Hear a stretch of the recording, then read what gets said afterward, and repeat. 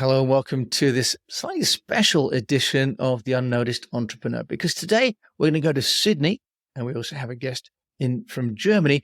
Mike de Planer is going to talk to us about Scalefest, which is an event for anybody that's scaling their business across the no man's land from starting to actually getting to be big. Mike, this looks like a great event. Tell us more about it, please. Look, in very simple terms, the inspiration for Scalefest literally came from there are very few events if you're running a serious scale up. There's a lot of amazing stuff for startups. There's some really cool events if you're running a big business. When you're, as you said, getting across the ditch or getting across the valley of death, it's very hard to find the right information.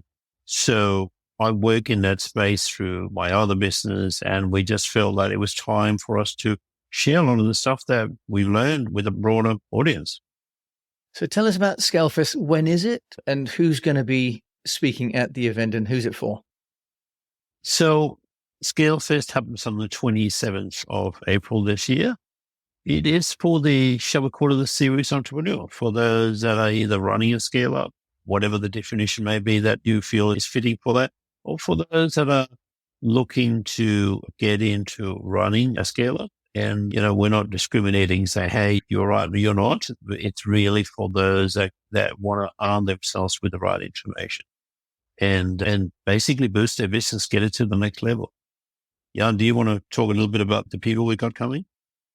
Absolutely. So with Scalefest, one of our priorities is that everybody who's on stage, on the virtual stage, they talk from experience. So everybody we have on the stage is a business owner. They range anywhere from 7 figures to 9-figure exits. And who we have coming, to drop some names, Taylor Welch is there. We've got some very exciting speakers I cannot announce yet actually, but who have a 9-figure portfolio of companies and who have sold essentially the same idea twice and banked 8 figures along the way. And everybody who's on the stage comes either from the entrepreneurship space, they come from crypto and Web3 startups, they come from the marketing perspective, they come from HR and operations. And we've designed Scalefest around these 4 pillars where we have content about people, about capital, about systems and revenue, as those are what we've identified as the common bottlenecks that entrepreneurs and scale-up owners go through as the business grows. Yeah, now you're in Germany and Mike is in Australia. Just tell us about where the show is going to take place, because you've mentioned virtual. So where could people take part in Scalefest? So if you imagine that Scalefest is like 24 hours continuing, we start in Sydney, 8:30 in the morning here. And as we get sort of a few hours into the day, Singapore wakes up and Singapore kicks in. So for a few hours, we'll have both Singapore and Sydney running in parallel. Then it's time for London to wake up. And by that time, Sydney have clocked off and gone home and to finish the drinks. And eventually we'll get to New York City. So if you imagine the 4 cities sliding across from one to the next, and we will finish about 24, 25 hours after we started in Sydney, we'll finish at the end of the day in New York City. So there's going to be some bleary eyes, Mike, if you're trying to run this as a 24-hour event, which I guess mirrors the experience of many people scaling up a business. But why did you choose this format? And the next question then will be, if you're taking part in Sydney, will you be taking part in New York, or are they just discrete events but with the similar format? Look, we would encourage people to dial into all 4 of them if you can. And it's like, there is obviously the bleary-eyedness that might get in the way, and you can buy the recordings if you're going, well, I'm not going to stay up all night, of course. But more importantly, you may want to mix and match. There may be things that you cover in the Singapore sessions that go, that's really interesting for my business. And maybe other things that you cover in London, you go, that's really pertinent to where we're going to be going. And so we actually encourage people to cherry pick from the different sets of agendas. Okay, so I think what's important here is, sorry to interrupt you, James, it's one digital venue. You sign up once, and depending on the time you log in, you will see the separate sessions as they go live. And as Mike said, each of these cities has a unique focus and a unique angle on the scale-up world. And you can have panel discussions, pitch, comms, all sorts of things, virtual lounges to network, to find your potential co-founder or to get in front of hungry to investors. And that is where you have to decide what is most important for you at your stage in the business. Okay, that's really good. So as you say, and people sign up once and have access to the overall event, and where they participate and when they participate is up to them. They won't be gated into just one geography only. No, correct. Right. And you've mentioned 4, if you like, areas of bottleneck. I notice you haven't mentioned marketing in there, which is quite often a bottleneck, and for me and the show, The Unnoticed. Will anyone be talking about getting noticed? Yes. I think we see marketing as part of generating revenue. I know marketing in many cases does other things as well. There's brand marketing, which doesn't necessarily directly affect the bottom line. But at the end of the day, we see the revenue generation is very different across different businesses. There are businesses that are almost purely marketing driven and really doesn't have a sales function. You just go to the website. There's others that are at the other end of the spectrum, barely have any marketing and are just sales driven. And so instead of trying to split that apart, we just call it revenue. So there is a lot of talk about revenue, brand, PR, conversion, all of those kind of things, scaling rapidly, effectiveness in closing revenue, which is something that a lot of people struggle with. Okay. One example on the marketing front in particular is a flash talk that my friend Dennis Yu is giving in the New York track, where he talks about 1-minute videos and how you can scale your audience on a shoestring budget using video and then turn that audience into customers. Okay, wonderful. So that was going to be my next question was, you've mentioned panels, and that's, if you like, almost a masterclass there with Dennis Yu.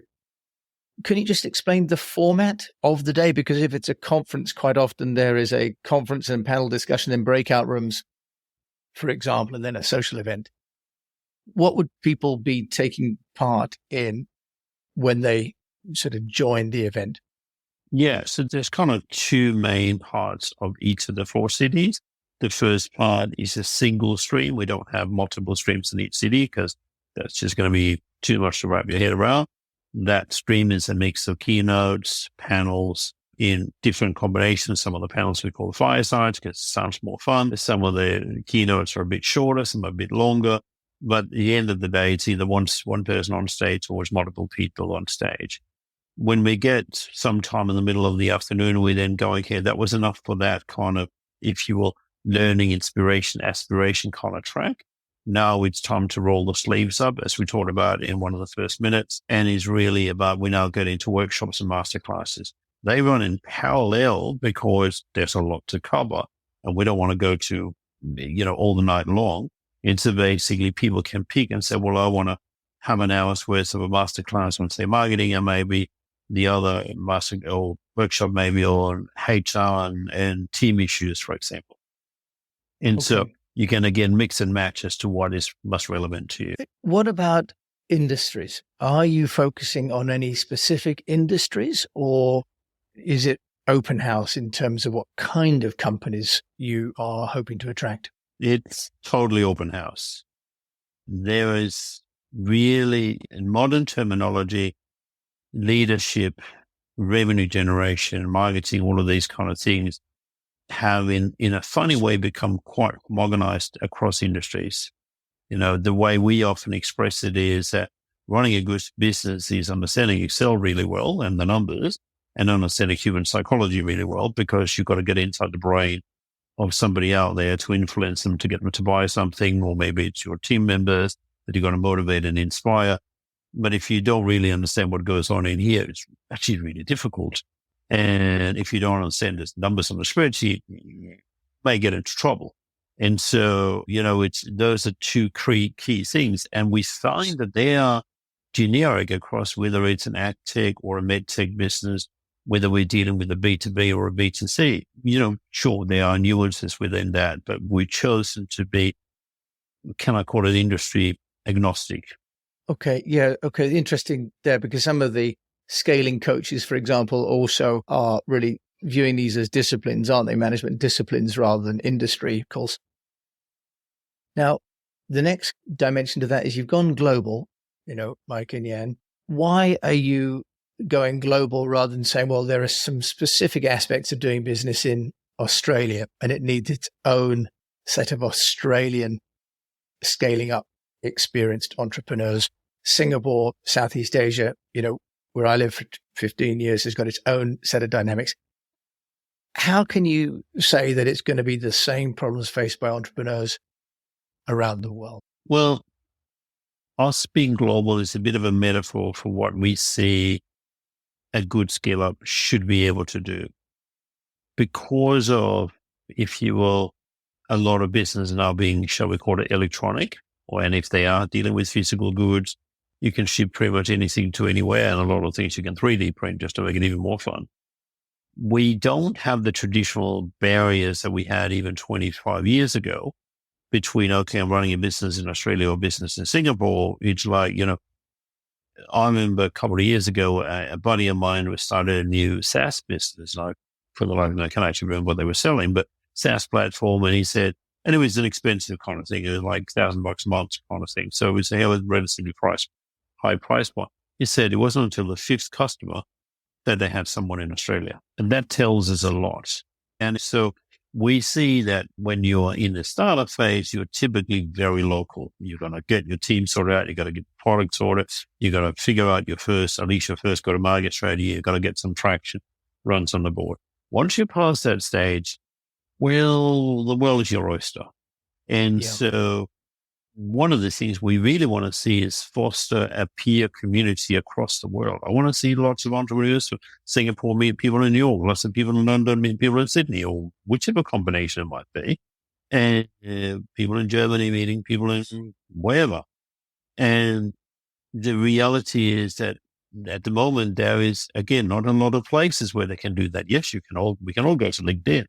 But the problem is that we don't have a common foundational base. So when I ping somebody on LinkedIn that I don't know, it says, "Hi, mate, you look like a nice profile. Can we connect?" Okay, Now what? Right. And so part of this is really saying we need this global community. We're solving the same problems, but in different manners, perhaps. But it's very much the same market problems and distribution problems we're solving, whether we are in Singapore, whether we are in London. So why not work together?